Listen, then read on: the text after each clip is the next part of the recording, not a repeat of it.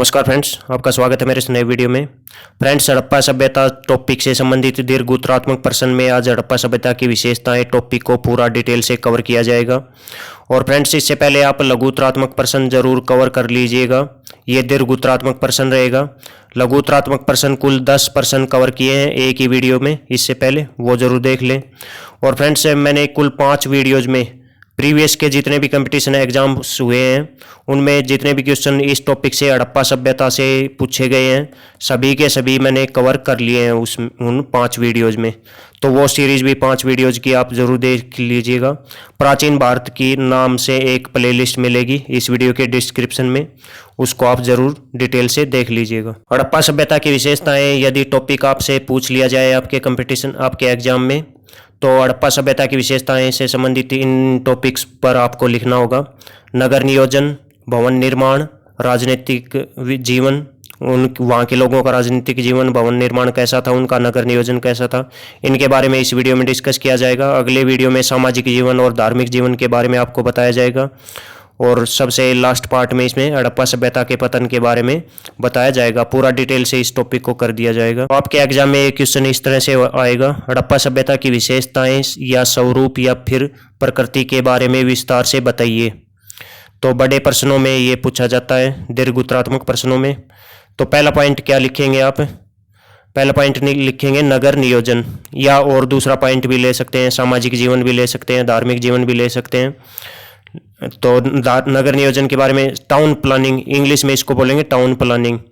तो सबसे बेस्ट उनको किस में महारत हासिल थी, एक क्वेश्चन भी कंपटीशन एग्जाम्स में पूछा हुआ है। तो किस में महारत हासिल थी सभ्यता के लोगों को? नगर नियोजन में महारत हासिल थी। तो इसमें हड़प्पा सभ्यता की सर्वाधिक प्रभावशाली विशेषता उसकी नगर निर्माण योजना थी। नगर निर्माण करने की उनकी जो योजना थी बहुत ही प्रभावशाली थी, जो इसे समकालीन सभ्यताओं से अलग करती है।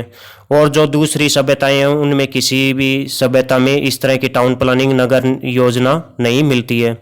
नगर एक तरह से पहले से नहीं बसे हुए थे, उनको एक योजना के तहत बसाया गया था। जिस तरह आजकल सेक्टर कटते हैं या फिर चंडीगढ़ शहर को बसाया गया है, उसी तरह नगरों को बसाया गया था। नया रायपुर जो शहर है उसको बसाया गया था, इसी तरह से बसाया गया है। समकालीन सभ्यताओं से अलग करती है, यहाँ के नगरों को देखकर लगता है कि उन्हें पहले से योजना बनाकर बसाया गया है। उनको पहले से उनका नक्शा वगैरह बना के उनको वहाँ पर लोगों को बसाया गया है, ऐसा प्रतीत होता है वहाँ की। ये प्लानिंग ये इंग्लिश में आपको नहीं लिखना है, मैंने आपको जो है समझाने के लिए लिख दिया है। ये प्रत्येक नगर नदी के किनारे और उसके नज़दीक बसा हुआ था। प्रत्येक जो सिंधु सभ्यता का नगर था वो नदी के किनारे बसा हुआ था। और हड़प्पा, मोहनजोदड़ो और कालीबंगा, लोथल आदि इस सभ्यता के प्रमुख नगर थे। हड़प्पा जो शहर है वो किस नदी के, नदियाँ और जिस नदी के तट पर बसे हुए थे ये भी आप लिख सकते हैं। यहाँ पर एक पॉइंट बना के हड़प्पा के आगे लिख दे रावी, मोहनजोदड़ो के आगे लिख दे, मोहनजोदड़ो का टिकट है नदी का नाम याद करने का मौसी, सी से बन जाएगा यहाँ सिद्धू, मो से मोहनजोदड़ो। कालीबंगा घग्गर नदी के तट पर, लोथल भोगवा नदी के तट पर स्थित था। ये इस सभ्यता के प्रमुख नगर थे। भवन निर्माण कला में इनको बहुत ही महारत, इस तरह की भवन निर्माण कला किसी भी सभ्यता में नहीं देखी गई। क्यों नहीं देखी गई? क्योंकि ईंटों का प्रयोग और किसी भी सभ्यता में, इसके समकालीन कोई भी सभ्यता में नहीं किया गया। तो सिंधु घाटी की सभ्यता के लोग भवनों के निर्माण के लिए पक्की ईंटों का प्रयोग करते थे। आग में पकाई हुई ईंटों का ये प्रयोग करते थे भवन निर्माण के लिए। यह सभ्यता दुनिया की पहली ऐसी विकसित सभ्यता थी जिसके भवन पक्की ईंटों के पाए गए हैं, और किसी भी सभ्यता के भवन जो हैं पक्की ईंटों के नहीं पाए गए। तो आप ये क्वेश्चन भी कंपटीशन एग्जाम्स में पूछा गया है कि भवन निर्माण की विशेषता क्या थी इस सभ्यता के लोगों की। तो विशेषता क्या थी? ईंटें थी। भवन किसके बने हुए थे? ये क्वेश्चन भी बार बार एग्जाम्स में पूछा हुआ है। तो किसके बने हुए थे? ईंटों के, पक्की ईंटों के। और आग से पकाई गई ईंटों का सबसे पहले हड़प्पा सभ्यता में ही प्रयोग किया गया था। आग से पकाई हुई ईंटों का सबसे पहले दुनिया में कहाँ पर प्रयोग किया गया था? इसी सभ्यता, सिंधु घाटी सभ्यता में ही किया गया था। ज़्यादातर ईंटें आयताकार पाई गई थी। ज़्यादातर ईंटें क्या थी? आयताकार पाई गई थी। एक जगह से वक्राकार ईंटें पाई गई थी, उस जगह का नाम कमेंट्स में लिख के बताइए, आगे आपको बताया जाएगा। ईंटों की लंबाई, चौड़ाई और ऊंचाई का अनुपात क्या था? 4:2:1। ये अनुपात था ईंटों की लंबाई, चौड़ाई और ऊंचाई का। काफ़ी बड़ी ईंटें होती थी इस टाइम की। पाकिस्तान के सिंध प्रांत के शहर मोहनजोदड़ो में उस समय की सबसे बड़ी इमारत विशाल अन्नानागार खोजी गई।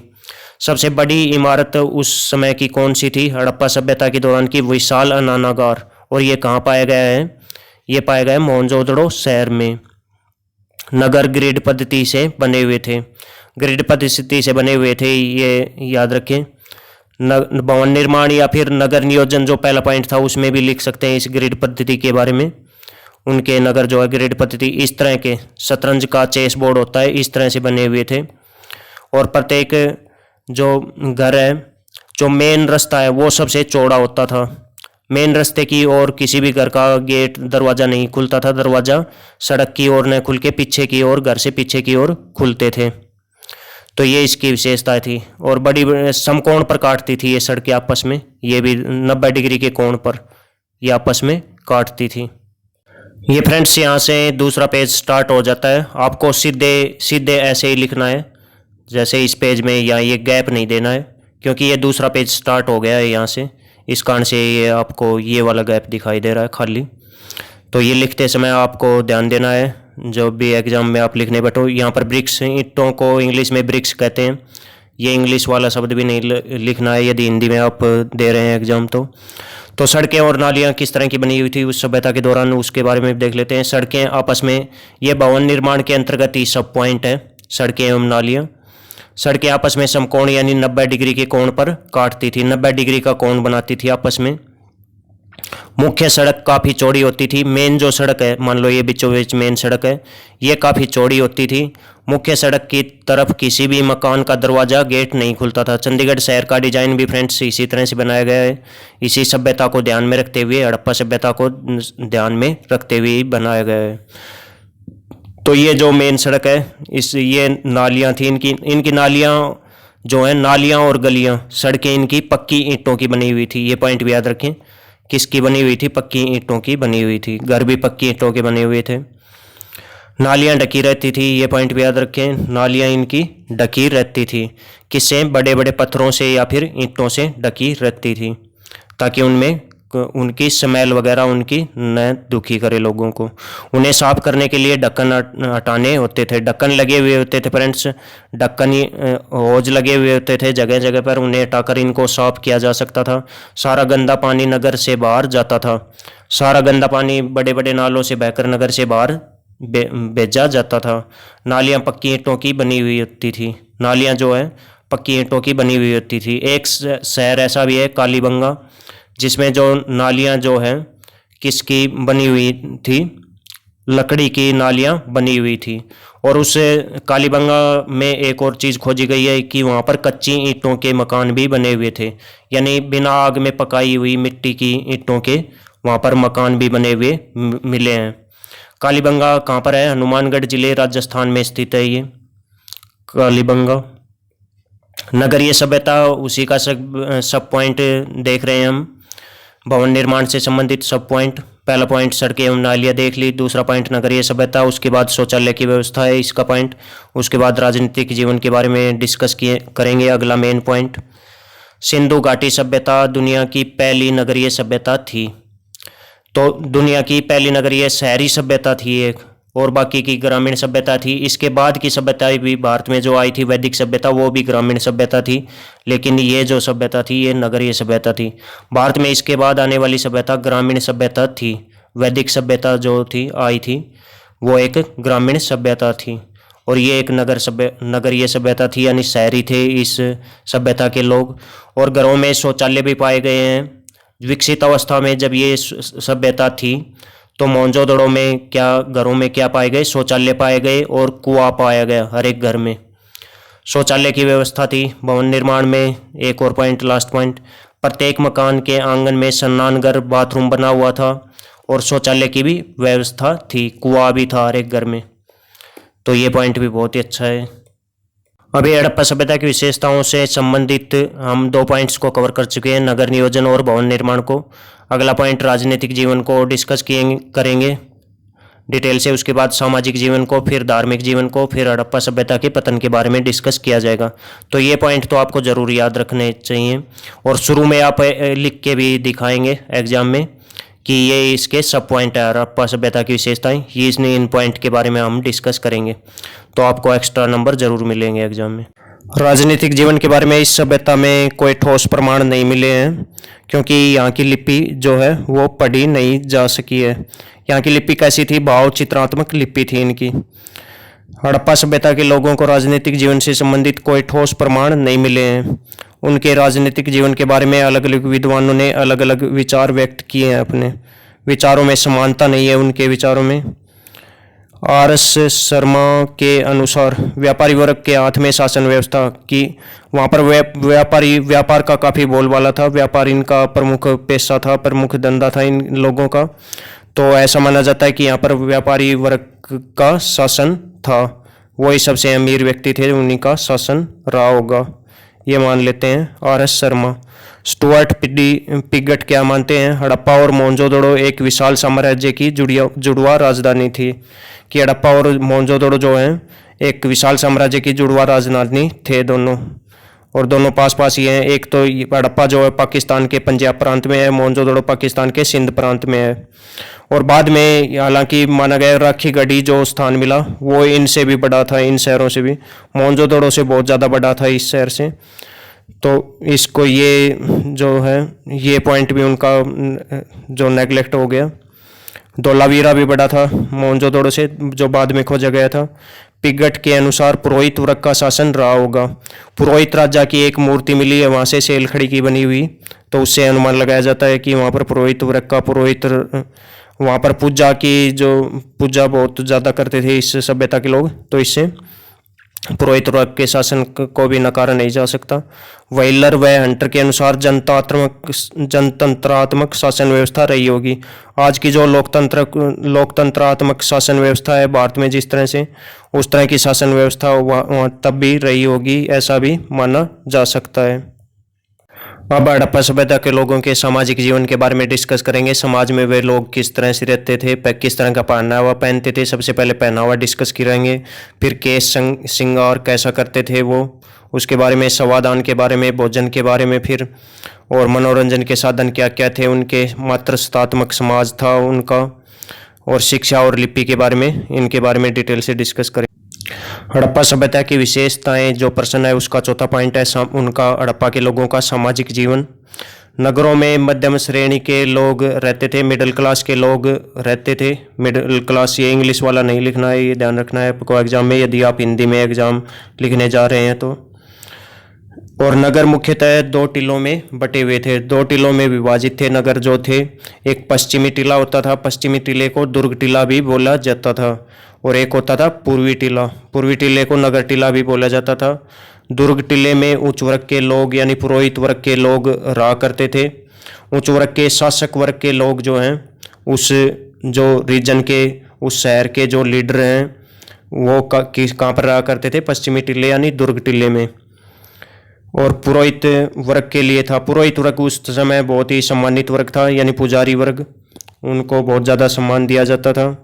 दुर्ग टीला सुरक्षा प्राचीर से घिरा होता था। जो प्रत्येक शहर में ये व्यवस्था की गई थी कि जो मेन टीला था दुर्ग टीला, जिसमें अमीर लोग रहते थे, वो उसकी सुरक्षा के लिए 4 दीवारी बनाई गई थी, यानी दुर्ग बनाया गया था, किला बनाया गया था, चारों ओर 4 दीवारी खींचकर उसकी सुरक्षा की गई थी, ताकि जंगली जानवर वगैरह या फिर और कुछ बाहरी आक्रमण से उसको बचाया जा सके। दुर्ग टीला सुरक्षा प्राचीर से, तो ये पॉइंट हमने डिस्कस कर लिया। धोलावीरा नगर ऐसा नगर था जो 3 भागों में विभाजित था। जो बाकी जो नगर थे, एक तो दुर्ग टीला और नगर टीला 2 भागों में विभाजित थे, लेकिन धोलावीरा जो है 3 भागों में विभाजित था। यहाँ पर मध्यम नगर का अस्तित्व भी मिला है, जहाँ एक स्टेडियम के साक्ष्य मिले हैं। 3 भागों में विभाजित था ये नगर, धोलावीरा में ये विशेषता थी, और बहुत ही बड़ा स्थान है ये। राखी गढ़ी के बाद दूसरा सबसे बड़ा स्थान इस सभ्यता का धोलावीरा है। धोलावीरा कहाँ पर है? गुजरात राज्य में कुछ कच्छ केरन में ये स्थान मिला है। और यहाँ पर एक साइन बोर्ड मिला है जिस पर कुछ लिखा हुआ है, उस समय की लिपि में साइन बने हुए हैं। स्टेडियम के साक्ष्य यहाँ पर मिले हैं धौलावीरा में। कालीबंगा एक ऐसा नगर था जहाँ पर पूर्वी व पश्चिमी दोनों टिलों को सुरक्षा प्राचीर से घिरे हुए थे। कालीबंगा में ऐसी व्यवस्था थी सबसे अलग फ्रेंड्स, ये याद रखें। जो नगर टिला था और जो दुर्ग, दोनों ऐसा नगर था जिसमें पूर्वी और पश्चिमी दोनों टिले, एक नगर टिला था और एक दुर्ग टिला, दोनों के दोनों सुरक्षा प्राचीर से घिरे हुए थे। पश्चिमी टिला और पूर्वी टिला दोनों के दोनों ही। और चन्नूदड़ो एक ऐसा शहर था। कालीबंगा कहाँ पर था? घग्गर नदी के तट पर। किस राज्य में? हनुमानगढ़ जिले राजस्थान में ये स्थान है। पहले गंगानगर में था, गंगानगर जिले को काटकर हनुमानगढ़ जिला बनाया गया, तो हनुमानगढ़ जिले के अंतर्गत वर्तमान में ये आता है कालीबंगा नामक स्थान राजस्थान में। चन्नूदड़ो नगर में कोई भी टिला सुरक्षा प्राचीर से घिरा हुआ नहीं था। चन्नूदड़ो में शायद सभी गरीब लोग ही रहते होंगे, इसी कारण से कोई भी सुरक्षा प्राचीर से कोई भी टिला, एक तो उच्च वर्ग के लोगों का टिला था और एक निम्न वर्ग के लोगों का टिला, दोनों के दोनों कोई सा भी चार दीवारी नहीं बनाई गई थी उनकी सुरक्षा के लिए। कालीबंगा में दोनों ऊंच नीच को सब बराबर थे कालीबंगा में, जबकि चन्नूदड़ो में इससे अलग था। चन्नूदड़ो में लिपस्टिक के प्रमाण मिले हैं। लिपस्टिक के मेकअप के सामान के प्रमाण कहाँ से मिले हैं? चन्नूदड़ो नामक स्थान से। लोगों का पहनावा कैसा था? इस सभ्यता के लोगों का पहनावा क्या पहनते थे? हड़प्पा सभ्यता के लोग सूती तथा ऊनी दोनों प्रकार के वस्त्र पहनते थे और इस सभ्यता के लोगों को आभूषण पहनने का बहुत शौक था। मर्द भी आभूषण पहनते थे और महिलाएं भी आभूषण पहनते थे। स्त्रियों के साथ साथ पुरुष भी आभूषण पहनने का शौक रखते थे। इनके आभूषण सोने, चांदी, हाथी दांत, तांबे और पत्थर के बने हुए होते थे और मिट्टी की चूड़ियाँ भी बहुत ज़्यादा पहनती थी यहाँ की जो औरतें हैं। किन किन धातुओं की सभ्यता के लोगों को नॉलेज थी, ये ट्रिक से मैंने आपको बताया है। ट्रिक आपको याद रखनी है, एग्जाम में कहीं नहीं लिखनी है। सोचता सिटी, ये ट्रिक है इसकी। सौ से बन जाएगा सोना, च से चांदी, ता से तांबा, सी से शीशा, टी से टिन। ये धातुएं हैं, इनकी नॉलेज इस सभ्यता के लोगों को थी। और टिन और तांबा मिलाकर क्या बन जाता है? कांसा। इस धातु की भी नॉलेज इस सभ्यता के लोगों को थी। कांस्य युगीन सभ्यता थी ये फ्रेंड्स, बहुत सारे एग्जाम्स में भी क्वेश्चन पूछा गया है किस युग की सभ्यता थी? कांस्य युगीन सभ्यता थी। और काल की दृष्टि से आद्य ऐतिहासिक काल में इसको रखा गया है। आद्य ऐतिहासिक काल में इसको क्यों रखा गया है? क्योंकि यहाँ की लिपि पढ़ी नहीं जा सकी, इस कारण से। हड़प्पा संस्कृति के लोग हार पहनते थे, कंगन पहनते थे, पाजे पहनते थे, बाली पहनते थे, अंगूठी पहनते थे, चूड़ियाँ आदि आभूषण पहनते थे। चन्नूदड़ो नामक स्थान से मेकअप के सामान के प्रमाण मिला है, पहले आपको बता चुका हूँ। मेकअप के सामान में लिपस्टिक एवं नाखून पॉलिश प्रमुख है। ये लोग कपड़ों को रंग कर एवं सील कर भी पहनते थे। कपड़ों को रंग कर पहनते थे, कपड़ों को सिलते भी थे, सुई धागे से इनको सिल कर पहनते थे कपड़ों को। और फ्रेंड्स ये चन्नूदड़ो जो स्थान है ये भी पाकिस्तान में पाया गया है। मोहनजोदड़ो से थोड़ी दूर था, 81 किलोमीटर ही दूर था ये। और अमरी भी मोहनजोदड़ो के पास में ही था स्थान। और कोटदीजी ये भी मोहनजोदड़ो के पास में ही था, कोटदीजी नामक स्थान हड़प्पाकालीन स्थल। और रंगपुर का ध्यान रखिए, रंगपुर ये हरियाणा गुजरात में पाया गया है। रंगपुर, लोथल और रंगपुर, यहाँ से चावल के साक्ष्य मिले हैं। इनका ट्रिक है लो रंग लो चावल, तो लोथल और रंगपुर से चावल के साक्ष्य मिले हैं। केश श्रृंगार किस तरह का करते थे ये लोग, इसके बारे में देख लेते हैं। हाथी दांत की कंघी मिली है इस सभ्यता में खुदाई के दौरान। सिंधु घाटी के लोग केश सज्जा के चलन में था। केश सज्जा बहुत ही पॉपुलर था उन लोगों में। पुरुषों में दाढ़ी रखने का बहुत ही शौक था। दाढ़ी रखने का शौक किससे पता चलता है? जो पुरोहित राजा की मूर्ति बनी मिली है, कहाँ से? सेलखड़ी की बनी हुई मोहनजोदड़ो से। और ये पाकिस्तान को भारत ने दे दी थी उपहार में, इंदिरा गांधी जी ने। अब पाकिस्तान के पास में है। और कांसे की जो नर्तकी कन्या की मूर्ति थी वो भारत ने रख ली थी, उसकी भी डिमांड पाकिस्तान ने की थी, लेकिन भारत ने वो नहीं दी थी। इंदिरा गांधी ने साफ मना कर दिया था। पुरुषों में दाढ़ी, मूछ रखने तथा दाढ़ी बनाने की रिवाज था। दाढ़ी बनाने का रिवाज था उस टाइम। स्त्रियों में लंबे बाल रखने, मांग रखने और जूड़ा बनाने की प्रथा प्रचलित थी।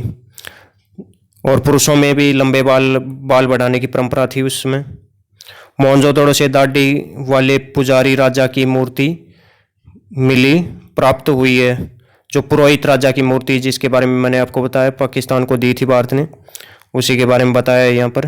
पुरोहित राजा की जो मूर्ति है उसकी, ये वो पुरोहित राजा की मूर्ति है जो खुदाई के दौरान मिली है। कहाँ से? मोहनजोदड़ो नामक शहर से मिली है खुदाई के दौरान। और ये दिल्ली लाई गई थी। आज़ादी से पहले खुदाई की गई थी, जब 1922 में इस शहर की खुदाई की गई थी रखड़दास बनर्जी के द्वारा। बाद में श्रीमती इंदिरा गांधी जी ने ये वापस कर दी थी एक समझौते के तहत। लेकिन कांसे की मूर्ति भी वो मांग रहे थे, जो नर्तकी कन्या की मूर्ति थी वो भी मोहनजोदड़ो से मिली थी, लेकिन वो वापस नहीं की गई थी। तो ये वो मूर्ति है, सेलखड़ी धातु की, सेलखड़ी पदार्थ की बनी हुई थी ये याद रखें। पुरोहित राजा की मूर्ति थी। ये उस समय का पुजारी था और माना जाता है कि इस तरह में भी कोई पुजारी वहाँ का राजा रहा होगा। हड़प्पा सभ्यता के सामाजिक जीवन से संबंधित, सामाजिक जीवन की विशेषताओं से संबंधित पॉइंट्स चल रहे हैं। इसमें अगला पॉइंट रहेगा समाधान। हड़प्पा नगर में R37 कब्रिस्तान खुदाई में मिला है, जबकि मोहनजोदड़ो नगर में कोई भी कब्रिस्तान नहीं मिला है। मोहनजोदड़ो को वैसे तो मृतकों का टिला इसको बोलते हैं, यानी मुर्दों का टिला, माउंड ऑफ द डेड इसको इंग्लिश में बोला जाता है, लेकिन यहाँ पर कोई भी कब्रिस्तान खुदाई के दौरान नहीं मिला है। हड़प्पावासी शवों को दफनाते थे, जबकि मोहनजोदड़ो के निवासी शवों को जलाते थे। तो क्यों नहीं मिला है यहाँ पर कोई भी शव के जो है, कोई भी कब्रिस्तान मोहनजोदड़ो से, मोहनजोदड़ो नामक शहर से, सिंध प्रांत में पाकिस्तान में ये स्थित है मोहनजोदड़ो। यहाँ पर कोई भी जो है, ये क्वेश्चन पूछा गया है फ्रेंड्स एग्जाम्स में कि मोहनजोदड़ो से किस शहर से कोई भी कब्रिस्तान नहीं मिला है, तो उस शहर का नाम है मोहनजोदड़ो। कंपटीशन एग्जाम्स में पूछा हुआ क्वेश्चन है। तो वहाँ पर शवों को जलाया जाता था, जिस तरह आजकल हिंदू धर्म में जलाते हैं मुर्दों को। कलश शवादान की प्रथा भी उस समय प्रचलित थी।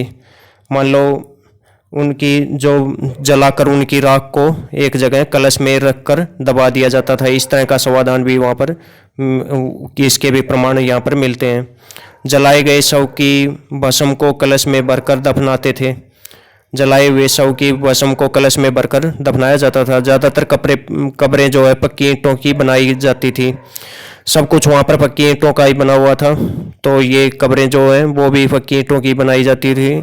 और शव के साथ में वस्त्र, आभूषण और अन्य सामान भी रखा जाता था। शव के साथ में और भी सामान वो रखते थे, आभूषण वगैरह और वस्त्र वगैरह, और उनके मटके मर्दबांड भी ज़रूर रखते थे। ये भी खुदाई के दौरान मिले हैं। फ्रेंड्स, हड़प्पा सभ्यता की विशेषताएं प्रश्न चल रहा है, उसका टॉपिक है सामाजिक जीवन। उस सामाजिक जीवन की विशेषताएं जो टॉपिक है उसका सब टॉपिक है भोजन। इसके बारे में देख लेते हैं। उस समय के लोगों का भोजन कैसा था, समाज में किस तरह का भोजन वो करते थे उस समय का समाज। लोथल एवं रंगपुर, ये दोनों के दोनों स्थान किस राज्य में है? गुजरात में। सबसे ज़्यादा स्थल किस राज्य में प्राप्त हुए हैं? गुजरात राज्य में। सबसे ज़्यादा स्थान गुजरात राज्य में खोजे गए हैं इस सभ्यता से संबंधित। एक और लोथल जो है ये एक प्रमुख बंदरगाह था। भोगवा नदी के तट पर ये मिला है। यहाँ से प्रसिद्ध गोदीवाड़ा मिला है। गोदीवाड़ा कहाँ से मिला है ये आपसे पूछा जाए तो क्या आंसर होगा? लोथल। यहाँ पर चावल के साक्ष्य मिले हैं, ये पॉइंट याद रखें। दोनों स्थानों से चावल के साक्ष्य मिले हैं भोजन के अंतर्गत। लो रंग लो चावल, ये ट्रिक मैंने आपको बताया। लोथल और रंगपुर से चावल के साक्ष्य मिले हैं। लो रंग लो चावल, लो से बन जाएगा लोथल, रंग से रंगपुर। गेहूं, जौ और चावल आदि इस सभ्यता के प्रमुख अनाज थे। किन किन का भोजन वो ज़्यादा करते थे? गेहूं का, जौ का और चावल का। हड़प्पावासी दूध, दही और घी का भी सेवन करते थे फ्रेंड्स। ये पशुओं से मिलने वाले दूध, दही और घी का सेवन जरूर करते थे। मांस भी बहुत खाते थे इस सभ्यता के लोग। खुदाई से सिलबट्टे और मसालेदानियाँ भी मिली हैं। सिलबट्टे और मसालेदानियाँ मिली हैं, इससे पता लगता है कि ये मसालेदार भोजन करते थे ये लोग, जिससे अनुमान लगाया जा सकता है कि हड़प्पा सभ्यता के लोग मसालेदार भोजन का भी प्रयोग करते थे। सिंधु घाटी के लोग मछली, सूअर, भेड़ और मुर्गे का मांस भी खाते थे। इन पशुओं का मांस भी खाते थे ये। मनोरंजन के साधन क्या थे इनके, इस सभ्यता के लोगों को? सब पॉइंट चल रहे हैं फ्रेंड्स। सामाजिक जीवन से संबंधित मनोरंजन के साधन देख लेते हैं। टेराकोटा से बने हुए बच्चों के खिलौने खुदाई में प्राप्त हुए हैं। बहुत सारे खिलौने पशुओं के खिलौने बने हुए हैं। पशुओं के चित्र, भेड़ हो गया, इस तरह मछली का चित्र हो गया, मुर्गे का चित्र हो गया, इस तरह से बच्चों को भैंसे का जो है टेराकोटा की मूर्ति हो गई। टेराकोटा यानी टेराकोटा का मतलब होता है मिट्टी को आग से पकाना, पकाकर बनाई गई वस्तु। खुदाई में प्राप्त हुए बच्चों के खिलौने। उस समय के लोग जुआ खेलने, चौपड़ और पासा खेलने के शौकीन थे। शिकार करना भी इनका मनोरंजन का मुख्य साधन था। मछली पकड़ने में भी ये रुचि रखते थे, यानी ये भी एक मनोरंजन का कार्य ही था इनके लिए, मछली पकड़ने का भी। स्त्रियां नाच गाने का शौक रखती थी। मोहनजोदड़ो नाच गाने का शौक रखती थी। इसका पता कहाँ से लगता है? कांस्य की जो मूर्ति प्राप्त हुई है किस स्थान से? मोहनजोदड़ो से। नर्तकी कन्या की मूर्ति कहाँ से मिली है? सबसे बेस्ट रचना थी इस सभ्यता के लोगों की, कौन सी थी? नर्तकी कन्या की मूर्ति। इससे पता लगता है कि वहाँ की स्त्रियां जो है नाच गाने का शौक रखती थी। मोहनजोदड़ो से प्राप्त नर्तकी की मूर्ति इसका प्रमाण है। नर्तकी की मूर्ति जो मिली है, इसकी फोटो दिखा देता हूँ आप। ये वो बालिका की कांस्य की मूर्ति है जो मोहनजोदड़ो में खुदाई के दौरान प्राप्त हुई है और सबसे बेस्ट इस सभ्यता की ये रचना थी, नाचती हुई कन्या की मूर्ति। ये किस धातु की बनी हुई थी? कांसा। कांसा किन दो धातुओं से मिलाकर बनती है? तांबा और टिन धातुओं से। 2022 तक जितने भी कंपटीशन एग्जाम्स आयोजित हुए हैं उनमें पूछे हुए हड़प्पा सभ्यता, सिंधु घाटी सभ्यता से संबंधित प्रश्न है वो सभी के सभी मैंने 5 वीडियोज में कवर कर लिए हैं, वो भी आप जरूर देख लें फ्रेंड्स। तो इसका एक और सब पॉइंट देखते हैं। मात्र सत्तात्मक समाज, सामाजिक जीवन की विशेषताएं हम डिस्कस कर रहे हैं। हड़प्पा सभ्यता की विशेषताएं जो पूरा टॉपिक है उसका सब टॉपिक है सामाजिक जीवन की विशेषताएं, और उसका भी सब टॉपिक है मात्र सत्तात्मक समाज। समाज में स्त्रियों का विशेष स्थान था। मात्र सत्तात्मक समाज था उस काल का। उस काल में परिवार समाज की मूल इकाई थी। सबसे मूल इकाई क्या थी? परिवार थी। हड़प्पा संस्कृति का समाज मात्र सत्तात्मक था, यानी महिलाओं को ही सत्ता थी परिवार में। परिवार की प्रधान माताएं होती थी। उस समय की पर्दा प्रथा का प्रचलन नहीं था। पर्दा प्रथा का प्रचलन बहुत ही कम था उस समय, ना के बराबर था। खुदाई में मात्र देवी की मूर्तियां मिली हैं। जो मूर्तियां मिली हैं उनसे पता लगता है कि वहाँ पर पर्दा प्रथा का प्रचलन कम नहीं के बराबर था। खुदाई में मात्र देवी की मूर्तियां मिली हैं। समाज के 4 वर्ग थे मेन: पुरोहित वर्ग, व्यापारी वर्ग, योद्धा वर्ग और मजदूर वर्ग। और इसी तरह के मिलते जुलते वर्ग बाद में भी जारी रहे थे। बाद में जो वैदिक सभ्यता थी उसमें भी पुरोहित वर्ग यानी ब्राह्मण वर्ग, व्यापारी यानी वैश्य वर्ग, योद्धा यानी क्षत्रिय वर्ग, मजदूर यानी शूद्र वर्ग, सबसे नीचा जो वर्ग था। शिक्षा और लिपि इस सभ्यता के लोगों की किस तरह की थी ये देख लीजिए। हड़प्पा सभ्यता के लोग साक्षर थे क्योंकि वहाँ पर खुदाई में जो तख्तियाँ मिली हैं उनसे पता लगता है कि वो साक्षर यानी उनको अक्षर का ज्ञान था। उनकी लिपि जो थी वो भाव चित्रात्मक लिपि थी। चित्रों के द्वारा वो ज़्यादातर लिखे हुए थे उनकी लिपि में, खुदाई में, और उनकी लिपि आज तक पढ़ी नहीं जा सकी है। उनकी जो स्क्रिप्ट थी, लिपि को इंग्लिश में स्क्रिप्ट बोलते हैं, स्क्रिप्ट नहीं पढ़ी जा सकती कि आज तक। खुदाई में मिली मुद्राओं और ताम्रपत्रों एवं मर्दभांडों पर अनेक प्रकार के लेख मिले हैं। मुद्राओं पर लेख मिले हैं उनके, और मर्दभांडों यानी उनके जो मटके वगैरह वो बनाते थे आग में पकाकर। तो किस तरह के रंगाई के लिए जो मटके मर्दभांड होते थे, ये क्वेश्चन का ये एग्जाम से पूछा जाता है कि मर्दभांडों पर रंगाई के लिए किस रंग का प्रयोग किया जाता था? तो लाल रंग का प्रयोग किया जाता था। लाल मर्दभांड इस सभ्यता के दौरान मिले हैं, ये पॉइंट जरूर याद रखें। अनुमान लगाया जा सकता है कि उस समय संगीत, नृत्य, अंकगणित, चित्रकला की शिक्षा का प्रचलन था। इन शिक्षाओं का उस समय प्रचलन था उस सभ्यता के लोगों में, संगीत, नृत्य, अंकगणित और चित्रकला की। हड़प्पा सभ्यता की लिपि भाव चित्रात्मक थी, चित्रों के रूप में वो लिखते थे। इसी कारण यहाँ की लिपि आज तक पढ़ी नहीं जा सकी है। कोई भी विद्वान इस लिपि को नहीं पढ़ पाया है। यह लिपि सुमेरियन एवं मिस्र की लिपियों से काफ़ी उन्नत लिपि थी। जो इसके साथ की जो सभ्यता थी, सुमेरियन सभ्यता और मिस्र सभ्यता। सुमेरियन सभ्यता को एक और नाम से जानते हैं, किस नाम से? मेसोपोटामिया की सभ्यता। ये कहाँ पर है वर्तमान में? इराक में। और एक और फारस की सभ्यता, यानी फारस यानी ईरान, फारस पर्शिया की सभ्यता। ये ईरान के पुराने नाम है, फारस और पर्शिया। ये भी सभ्यता भी इनके समकालीन थी। चीन की सभ्यता भी समकालीन थी इसी सभ्यता के। अगले वीडियो में धार्मिक जीवन के बारे में डिटेल से आपसे डिस्कस किया जाएगा। इम्पोर्टेंट पॉइंट धार्मिक जीवन से संबंधित आपको बताए जाएंगे। पूरा ये टॉपिक आपको करवाया जाएगा। ये धार्मिक जीवन से संबंधित सभी पॉइंट्स रहेंगे। तो फ्रेंड्स, उसके सबसे लास्ट में हम इस सभ्यता के पतन के बारे में डिस्कस करेंगे। तो फ्रेंड्स आपका बहुत बहुत धन्यवाद वीडियो देखने के लिए। अगले पार्ट जरूर देखें और जो स्क्रीन पर आपके वीडियो आ रहे हैं वो भी जरूर देखें।